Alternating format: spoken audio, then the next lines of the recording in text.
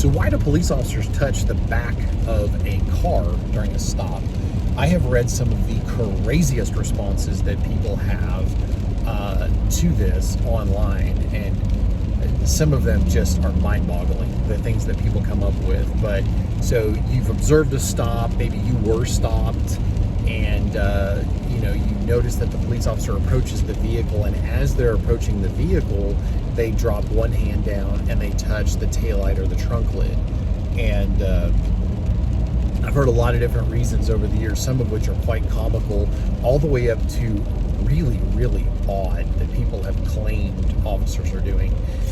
Some officers will put a slight bit of pressure down to make sure that the trunk is closed. That way somebody doesn't pop out of the trunk and surprise them.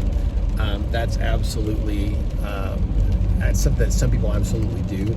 Typically they are touching the lens of the taillight. And a lot of this is in case the officer is injured or killed during that stop. A lot of people don't realize just how dangerous stops are for police officers on the side of the road, especially from other motorists that are inattentive as they're driving. And so it's actually a really, really dangerous thing for a police officer to be standing on the side of the road. But they've approached the vehicle, and as they approach the vehicle, they touch the lens with their fingers. This places the fingerprints of the officer on that lens. And if we're working in tandem, which if you're blessed in your area and they have enough of a budget and enough manpower to have two officers in a cruiser, you're blessed indeed. It keeps the public safer, and it also keeps officers safer. And so they come up and they touch that. That way, if something happens to the officer, they're able to help tie the car to the scene. And not every department is fortunate enough to have dash cameras, or maybe there isn't a license plate on the back of the vehicle. Sometimes you'll come up and there'll be no license plate on the back of the vehicle.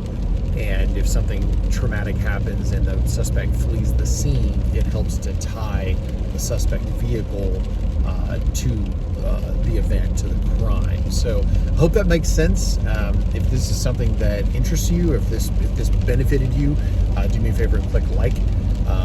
It helps to please the YouTube algorithm.